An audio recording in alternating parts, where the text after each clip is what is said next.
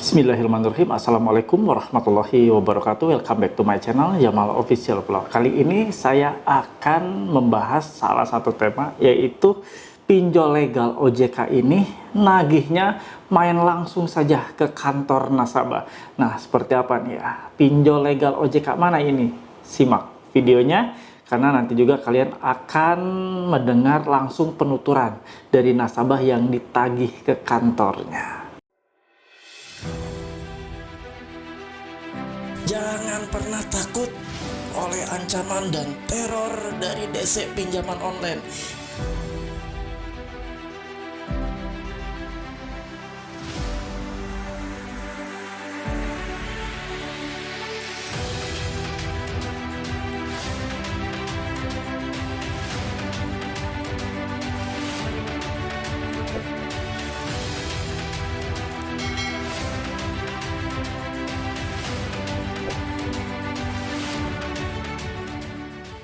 Oke teman-teman semua, alhamdulillah ketemu kembali dengan channel yang tetap memotivasi kalian semua dalam situasi kalian saat ini sedang gagal bayar atau belum menyelesaikan kewajiban pembayaran ke pinjol, baik itu legal maupun ilegal.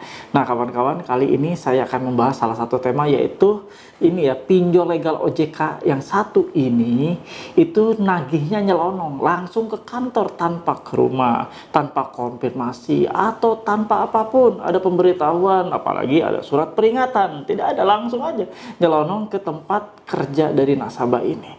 Simak seperti apa dan bagaimana cara mengantisipasi bila hal ini terjadi dan menimpa kalian semua.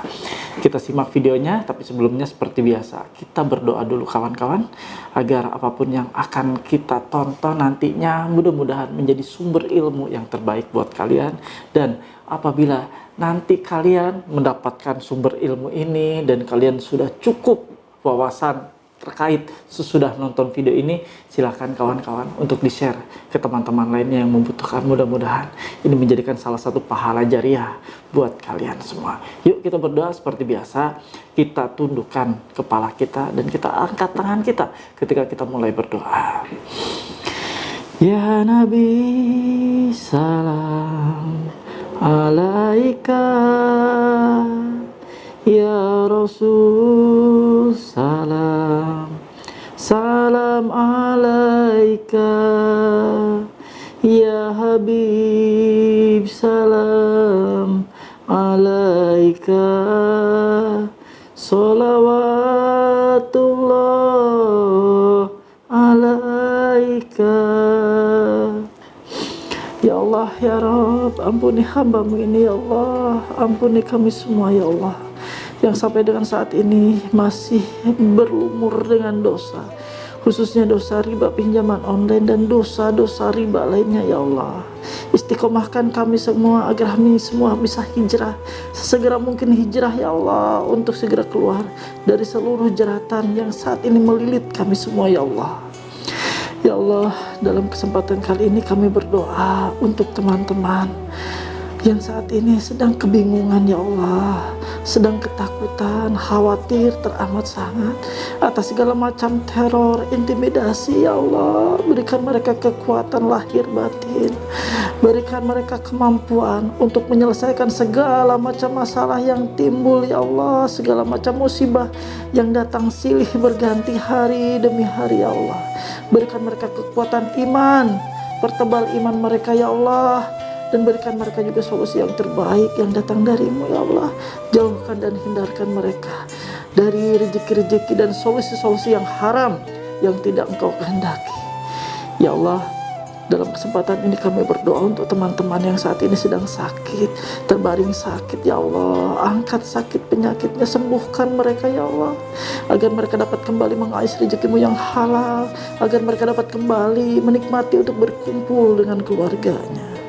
Untuk teman-teman yang saat ini pasangan suami istri bermasalah dalam rumah tangganya, di ujung perceraian ya Allah, batalkan niat-niat mereka untuk berpisah satu sama lainnya ya Allah. Tuntun mereka kembali ke dalam keluargamu yang sakinah, mawadah, warahmah ya Allah. Berikan mereka solusi yang terbaik untuk mengatasi problematika yang ada saat ini dalam rumah tangganya. Utuhkan dan eratkan serta harmoniskan mereka kembali. Berkahi keluarganya ya Allah, dan ridhoi perjalanan hidup keluarganya.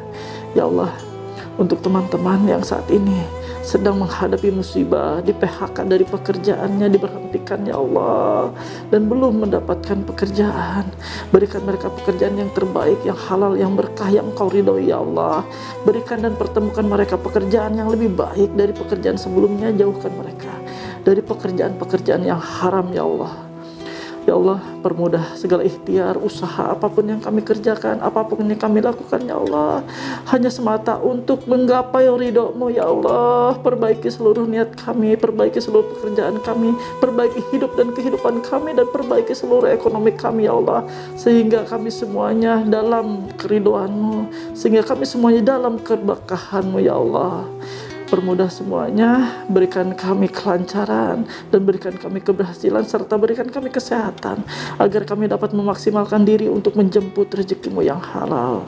Amin ya rabbal alamin. Alhamdulillah kawan-kawan semua, mudah-mudahan doa-doa yang kita panjatkan kali ini Allah mendengarnya, Allah mengijabah, dan Allah memberikan keridhaan atas setiap langkah usaha yang kita kerjakan. Oke kawan-kawan, kita simak saja ya. Seperti apa ini? Ini adalah penuturan langsung dari nasabah yang ditagih. Ditagih langsung ke alamat kantornya.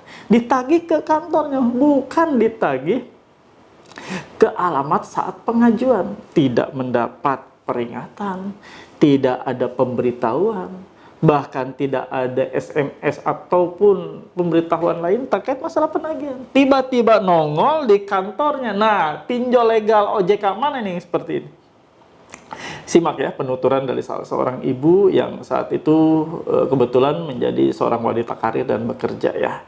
Simak videonya, semoga ini bermanfaat buat kalian dan menjadi wawasan yang baik buat kalian. Dan nanti setelah penuturan dari ibu ini, saya akan melakukan review dan saran-saran serta solusinya seperti apa yang harus kalian lakukan. Simak videonya. Halo. Assalamualaikum. Waalaikumsalam warahmatullahi wabarakatuh. Ya, Ibu, gimana sehat, Bu? Alhamdulillah sehat Haji. Ya, alhamdulillah. Iya, tadi Saya masalah masih agak shock ini. masih Masih agak shock dikit jadi pulang tadi dari sekolah. oh, jadi ini udah di rumah, udah pulang ya? Ya istirahat saya pulang dulu di anak terus sekalian nenangin diri. Soalnya tadi kaget banget gitu. Jadi gimana itu ceritanya itu? Itu dari aplikasi apa itu? Itu dari Finmas. Oh, Pinmas. Pinmas itu kan terdaftar legal OJK, tapi kok bisa Ya, mereka nagih betul. ke tempat selain tempat nasabah ya? Kurang tahu kan alamat juga kan alamat domisili saya nggak jauh dari sekolah, tapi kan beda RT. Tapi dia yang di tetangga tadi nggak ada orang kesini gitu.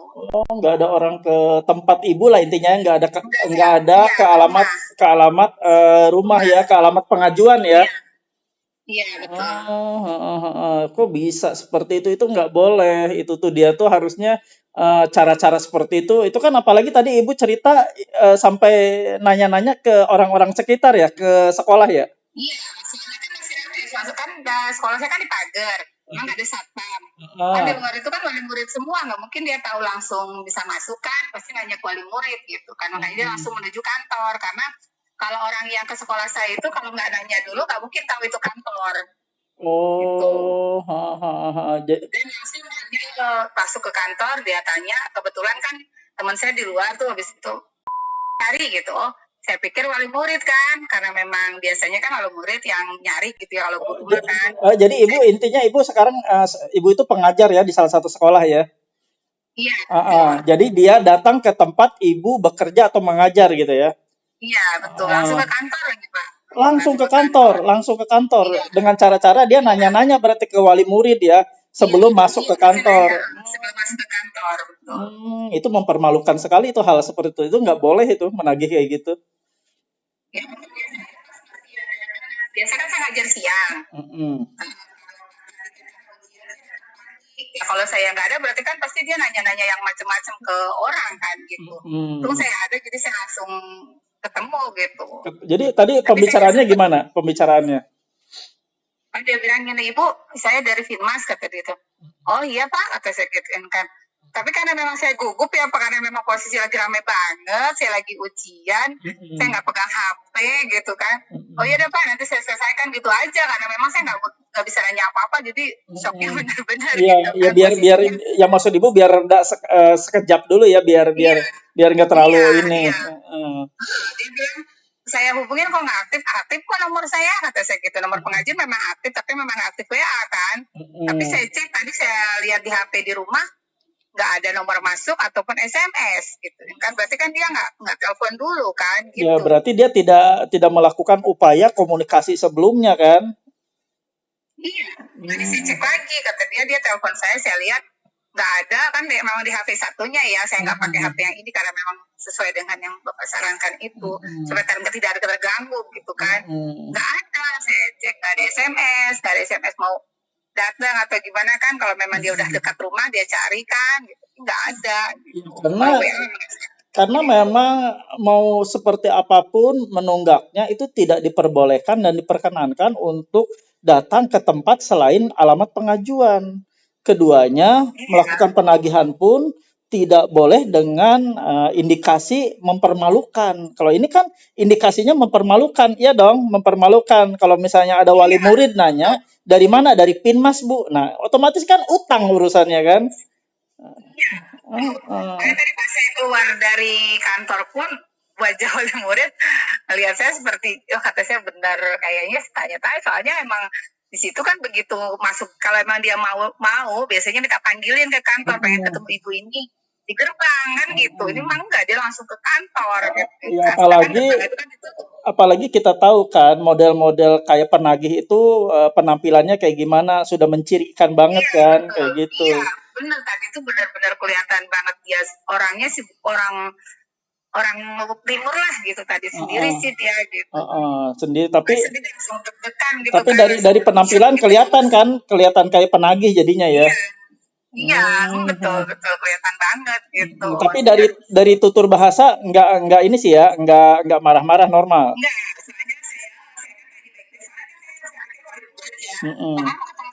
saya gituin kan, iya Ibu Gunati, ya betul, saya gituin kan, ada apa? Saya dari Pinmas, dia langsung nunjukin handphone. Aduh, kata saya gitu, udah Pak, nanti saya selesaikan Pak, gitu, saya gitu aja. Saya telepon nggak bisa, aktif ya nomornya, aktif, saya gituin kan. Oh nggak bisa saya telepon, udah Pak, nanti selesaikan saja, saya selesaikan saja gitu. Sekarang memang saya posisinya kan di posisi di situ ya Pak, di kantor banyak orang gitu ya, kan. Saya paham, Ibu sangat menjaga situasi ya intinya kan. Iya. Ya, untuk lain kali Bu, kalau misalnya emang Ibu membawa alat sarana dokumentasi kayak kamera HP gitu kan, ya didokumentasikan saja, bilang aja, Pak, ini saya punya hak loh untuk mendokumentasikan Bapak, saya foto Bapak ya, dan ini sebagai bukti bahwa Bapak sudah melanggar peraturan yang ditetapkan oleh OJK bahwa menagih hanya boleh dilakukan kepada alamat dari saat pengajuan, bukan kepada di luar alamat. Lu sudah gitu Bapak juga menagih dengan cara-cara indikasinya ada mempermalukan saya. Cara ke sekolah, harusnya kan ke rumah dulu. Kalau ke rumah saya no problem Pak, Bapak mau datang sehari 20 kali bodo amat gitu kan. Yang penting kan datangnya ke alamat pengajuan, bukan ke alamat di luar pengajuan. Di kantor itu bukan alamat pengajuan. Iya dong.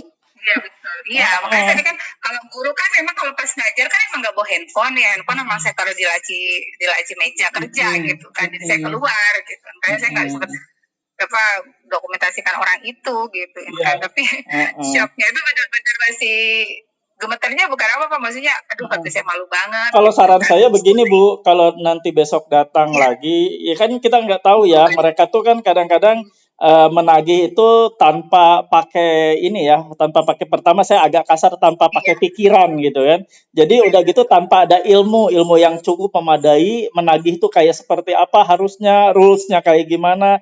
Akhirnya mereka menabrak aturan dong. Ini yang salah sebenarnya bukan mereka sih, yang salah saya pikir adalah pimpinan penagihannya tidak ngasih tahu gitu kan, hanya taunya target. Yang penting orang itu bayar deh, nggak mau tahu gitu kan. Nah, berarti kalau besok datang, saran saya ajak ke salah satu tempat yang kira-kira menurut Ibu suasananya kondusif, tidak banyak orang. Jadi kasih tahu aja, Pak, saya kasih tahu ke Bapak ya, Bapak boleh lihat video Pak Jamal, ya kan? Dia praktisi juga, dia juga konten kreator, dan lihat di sana nggak boleh melakukan penagihan seperti ini gitu kan. Nagih boleh di rumah, silakan datang aja ke rumah, rumah saya ada, begitu aja Bu, kasih tahu. Jadi sekali lagi datang ke sini berarti saya stop bayar, gitu aja. Sekali lagi Bapak datang ke kantor saya akan stop bayar karena alasan saya kuat. Kalau saya ngomong ke OJK pun kuat, ngomong ke AFI juga kuat. Karena Bapak sudah melanggar gitu kan. Bapak melanggar, saya nggak usah bayar. Gitu benar kan Bu? Ya. Iya. Ya. Itu juga sebenarnya tagihan saya kan hanya 1 kali ya, emang sudah 2 juta. Itu pun ya itu kalau fitnah tuh karena kejebak ya Pak ya. Dia pengajuan sekian, terus sekian jadi sekian. Dia hanya 1 kali tagihan, nggak ada berbulan-bulan gitu kan. Kan memang jadi nggak sampai berbulan-bulan, hanya 2 juta nominalnya itu. Ya, intinya dibayar sekali ya. Iya, saya kan memang masih pemulihan ekonomi ya, karena memang kemarin saya cerita ke Bapak itu kan setelah mau nutup pinjol malah ketipu lagi gitu kan. Jadi benar-benar terjebak dengan suasana yang seperti ini gitu ya. Makanya itu shock banget tuh, masih sampai ya, Ibu mungkin tidak akan shock kalau didatengin ke rumah kan, tapi ini datangnya ke kantor. Saya siap gitu, kalau di rumah saya siap karena memang saya ada di rumah gitu kan. Tapi kalau di kantor kan suasana masih ujian kan, kelas 5 sekarang ujian komputer, saya masih ngawas, kantor penuh, di luar murid wali murid banyak, itu kan yang bikin paham lah saya, paham ya saya. Karena Ibu bukan malu kepada institusi Ibu tempat kerja kan, tapi kepada orang tua murid juga kan, itu masalahnya. Iya, betul, maksudnya harus nanggungnya di semua gitu kan. Iya. Bisa dikasih pengertian, mereka tahu gitu kan, karena memang mereka tahu keadaan saya gitu yang sekarang gitu. Kalau mama anak-anak repot, mama anak-anak ini ya. Iya betul Pak. Oke, itu aja Bu saran saya. Kalau misalnya mereka datang lagi, ya intinya sih, walaupun mereka salah datang ke kantor Ibu, tapi Ibu ajak baik-baik bicara di salah satu tempat, bilang gitu aja, Bapak datang lagi ke sini. Ya, artinya Bapak sudah melanggar aturan, saya foto ya Pak, mohon maaf nih, saya foto, ya saya khawatir si DC ini juga nggak ngerti sih, cara nagih yang benar tuh kayak gimana, nggak dibekalin dengan ilmu dan pengetahuan, tapi ya nggak apa-apa. Ini saran saya kayak gitu Bu, jalankan ya. Jadi Ibu kalau misalnya masih ditagih di kantor, nggak usah bayar, udah gitu aja. Ini saya mohon izin, ini saya akan buatkan konten agar pihak dari AFI, yang menaungi pinjol-pinjol legal ini dan regulator sebagai regulator OJK juga paham. Ini loh masih ada kesalahan banyak kayak gini. Ya, oke Bu ya. Ya mudah-mudahan membantu semua pihak dan mudah-mudahan nanti kalau misalnya memang ini udah melambung, ini akan jadi perbaikan buat OJK sendiri dan AFI agar penagih-penagihnya lebih ini lagi ya, lebih mematuhi aturan. Mudah-mudahan ya. Oke Bu ya, terima kasih. Selamat mengajar, selamat aktivitas. Assalamualaikum warahmatullahi wabarakatuh. Waalaikumsalam warahmatullahi wabarakatuh. Nah kawan-kawan, kalian sudah melihat seperti apa sih penuturan dari si ibu ini ya.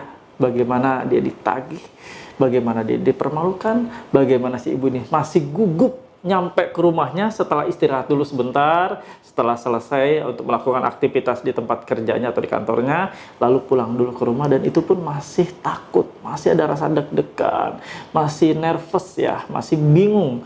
Ini gimana nih posisinya sampai seperti ini, dia menghadapi hal seperti ini. Ya teman-teman, kalau kalian menghadapi hal situasi seperti itu, cukup mudah. Langsung Anda temui dari pihak si penagih atau DC-nya. Bicarakan baik-baik. Saya bicara baik-baik kepada Anda selaku penagih. Saya minta mana kelengkapan Anda untuk melakukan penagihan. Karena itu wajib disertakan ketika melakukan penagihan. Itu dulu yang harus ditanyakan. Adanya sertifikasi profesi penagihan itu wajib. Karena ini sudah diatur dalam regulasi ya. Dalam regulasi yang sudah diatur dalam suatu peraturan, ada di peraturan OJK nomor 10. Ya, POJK.05 tahun 2022 ini sangat bermasalah kalau ada tiba-tiba datang penagih nyelonong ke kantor tapi tanpa membawa surat-surat identitas yang lengkap atau tanpa melakukan prosedur dulu sebelumnya untuk melakukan penagihan. Ya, jadi ini saya mau kasih stepnya. Bagaimana sih alur penagihan yang baik dan benar ketika seseorang DC itu harusnya menagih ya.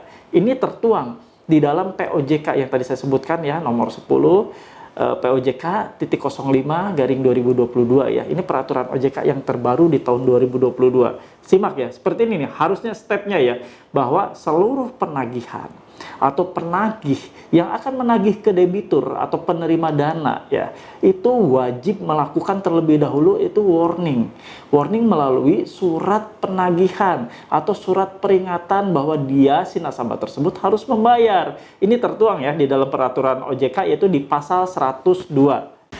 Di pasal 102 ya, ini di bagian ketiga di penagihan ya, di peraturan OJK ini, yaitu di ayat 1-nya, dalam hal penerima dana wan prestasi, penyelenggara wajib melakukan penagihan kepada penerima dana, berarti kepada nasabah, paling sedikit dengan memberikan surat peringatan sesuai dengan jangka waktu dalam perjanjian pendanaan antara pemberi dana dan penerima dana.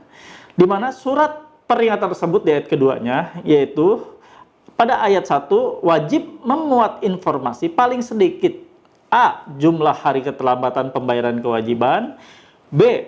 Posisi akhir total pendanaan yang belum dilunasi atau pokok terutang, C. Manfaat ekonomi pendanaan, dan D. Denda yang tertuang. Dan ini tadi menurut penuturan si ibu tidak ada sama sekali surat peringatan tersebut yang sampai ke rumahnya, apalagi menginjakkan kaki nih si desa tersebut ke rumahnya, nggak ada. Tiba-tiba nyelonong langsung datang ke kantor.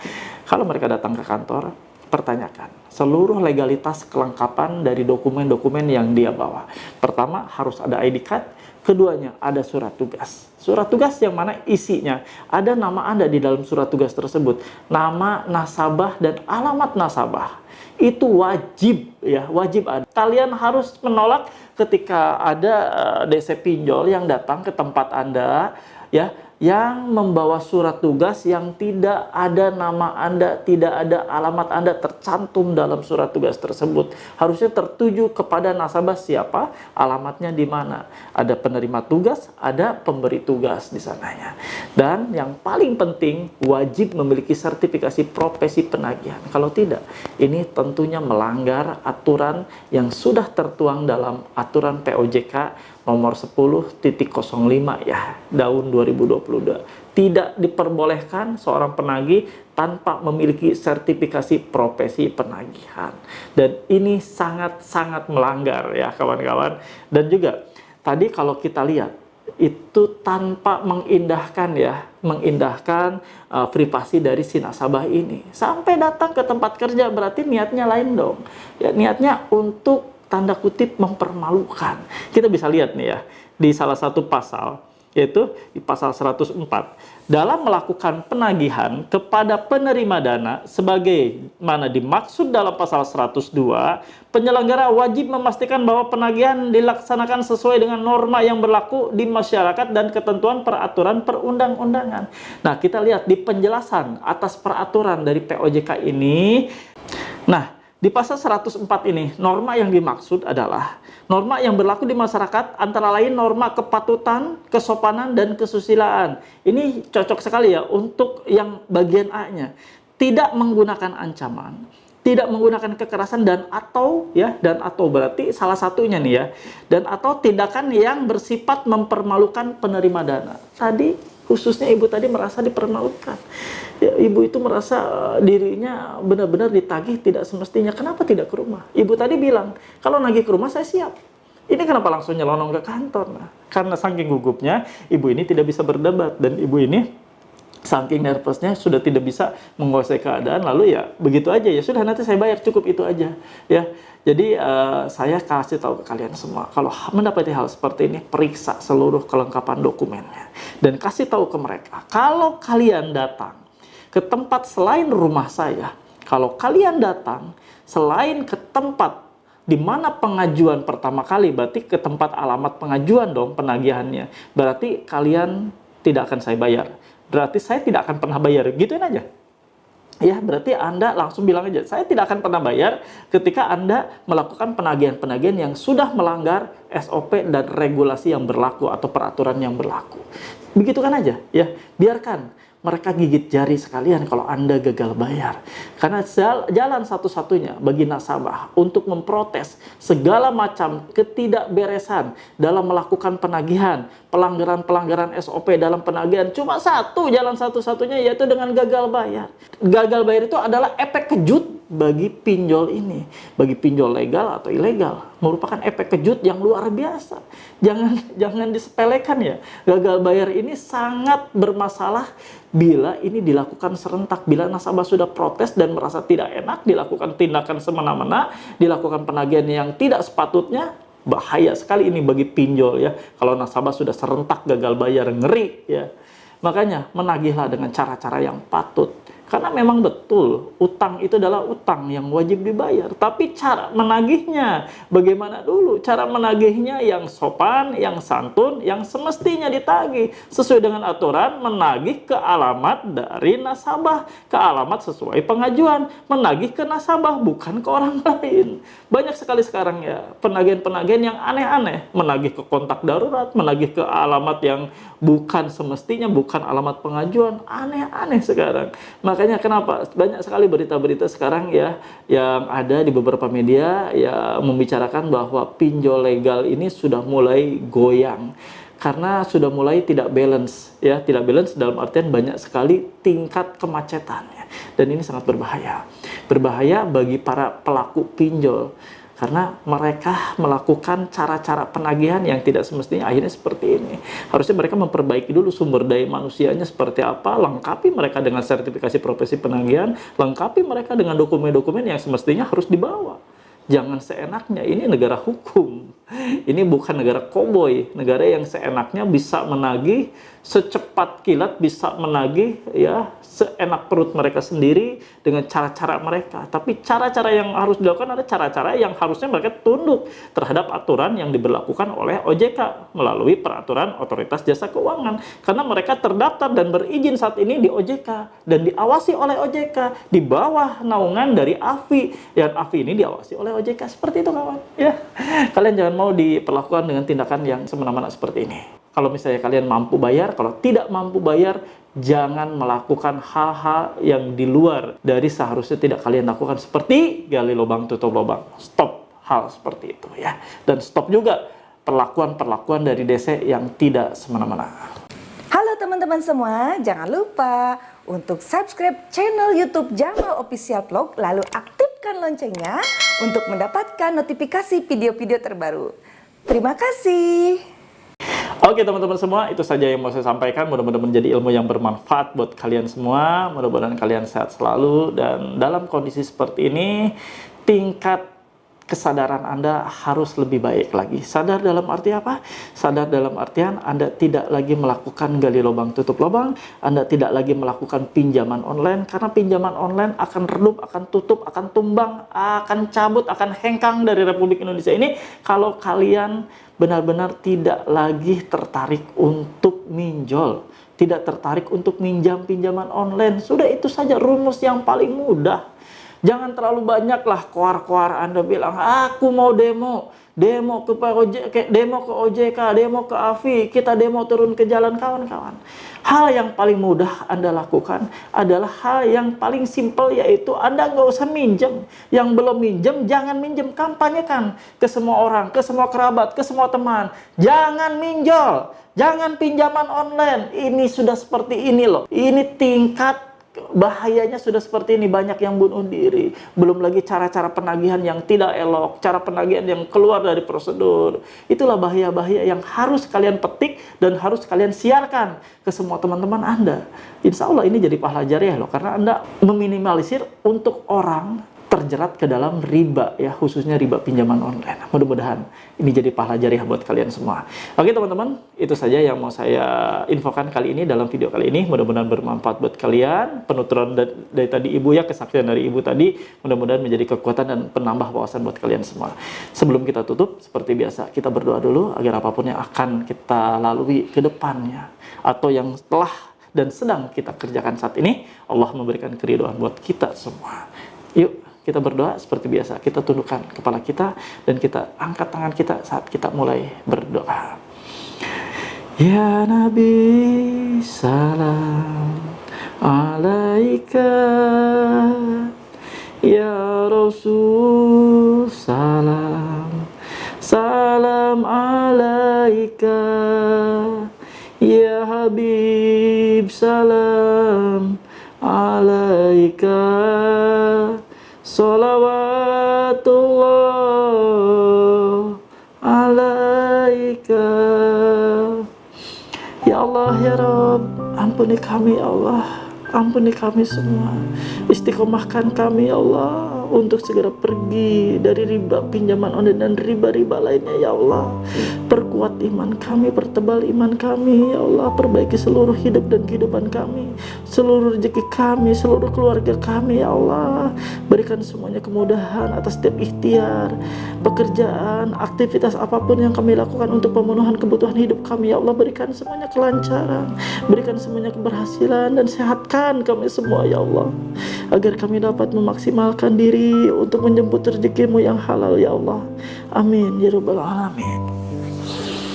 Alhamdulillah kawan-kawan, terima kasih. Mohon maaf apabila ada kalimat-kalimat untayan lisan-lisan yang keluar dari lisan saya yang tidak mengenakan buat kalian semua, yang tutur-tutur kata saya yang menyakiti kalian semua. Mohon maaf ya, karena kehilapan dan kesalahan murni milik hamba Allah, milik manusia, dan kesempurnaan hanya satu-satunya milik Allah Subhanahu wa taala.